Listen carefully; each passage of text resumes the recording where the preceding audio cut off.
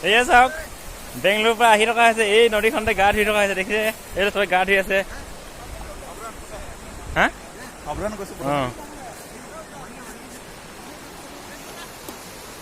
অবিনাশ বোলে চাই অলপ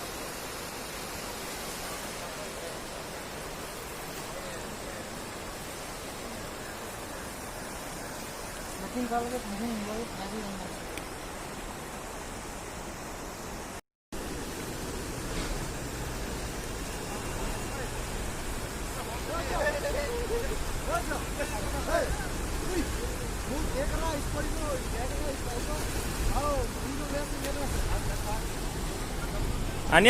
ভালকে অলপ গা ধুই ল এয়া চাওক বেংগলোৰ আহি কেনেকুৱা গা ধুই চাওক ইয়াত